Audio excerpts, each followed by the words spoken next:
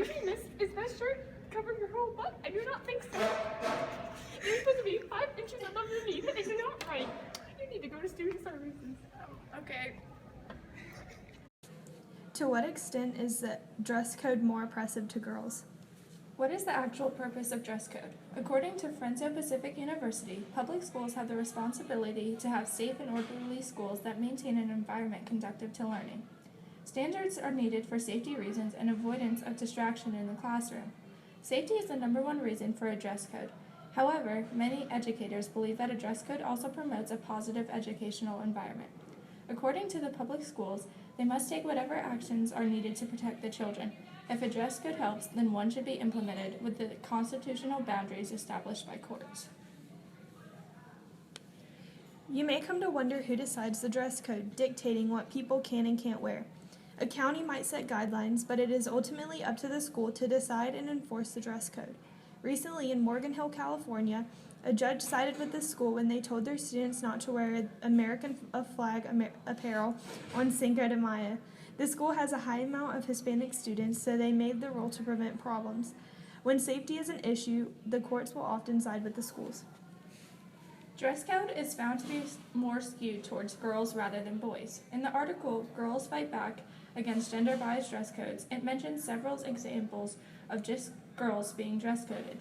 In April 2015, a Texas honor student was sent home for wearing yoga pants and an oversized t-shirt that covered her entire backside. In August, a Kentucky student was sent home for showing her collarbone. After her mother brought a scarf to cover her neck, the administration still deemed it inappropriate. In Indiana, a 12-year-old student was suspended and missed 2 days of class. The offense, tight pants. Other dress code violations include baring shoulders, wearing a tank top, or exposing a bra strap. After many girls have been faced with being dress coded for inappropriate clothing, New Jersey middle schoolers launched a campaign under the Twitter hashtag #IamMoreThanADistraction to challenge schools to focus their attention on reducing objectification of the female body. The overall message that girls are deemed inappropriate that gender-biased dress codes send out might sound inflammatory, but is not an exaggeration. It is the overriding message being sent to thousands of schools around the world by sexist dress codes and the way they are enforced. Dress code impacts a girl's everyday life. Maggie Sunseri is a high school student at Wadford County High in Versailles, Kentucky. She made a documentary last summer called Shame, a documentary on school dress code. Using interviews with her classmates and her school principal, she showed the negative impact biased rules can have on a girl's confidence and sense of self. The dress code makes girls feel self-conscious, ashamed, and uncomfortable in their bodies, says Sunseri. School authorities are given the power to regulate school identity. This can, according to students, ultimately establish discriminatory standards as the norm. Based on protests and comments from students and parents, schools not only need to update their policies, they also have to recognize and address the obvious biases that go into creating them. A big question that must be brought up and answered is, are girls' bodies more sexualized than men? Girls and women are picked apart by the brain and seen as parts rather than a whole. According to research in the European Journal of Social Psychology, men and boys, on the other hand, are processed as a whole rather than the sum of their parts. These are just the most recent cases in the ever-growing list that is seen against girls. Their shoulders and knees become a battleground, leggings and yoga pants banned, and girls in some cases reportedly told that the flap of their arms up and down while their attire was inspected, or asked to leave their proms because chaperones considered their dresses too sexual or provocative. Many schools respond to criticism of dress codes by citing the importance of maintaining a distraction-free learning environment or teaching young people about the importance of dressing appropriately for different occasions. But why are women the ultimate distraction that must be fixed? Why can't schools teach boys that the education of respect for girls and who they are?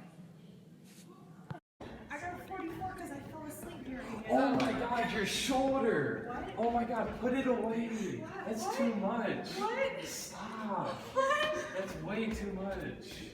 Okay. Oh my I'm God. sorry. Okay. Where should the line be drawn for a dress code considered too strict? In Duncanville, Texas, a high school takes their dress code very seriously.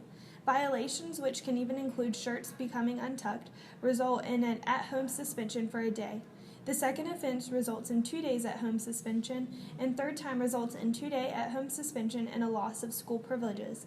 Rayleigh Montgomery, a straight-A student, missed a day of school just because her conservative collared shirt wasn't completely tucked in. When a student has to miss school because of their inappropriate dress, the line should be drawn.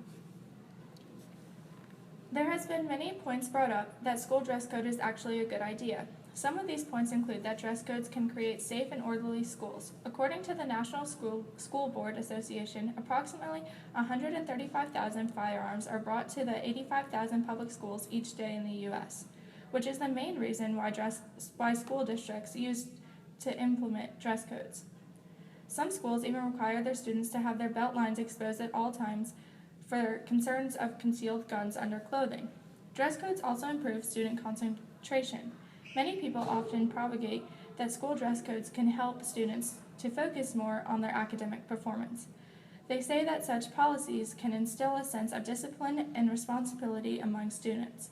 With this, dress code comes with a greater list of cons. Dress code destroys the freedom of expression. Imposing school dress codes can limit children's way of expression through their attire.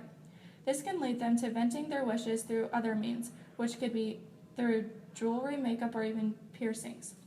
Dress code also causes personal aversion. While school dress codes are considered a social and economic equalizer, they do prevent children's freedom to wear what they want.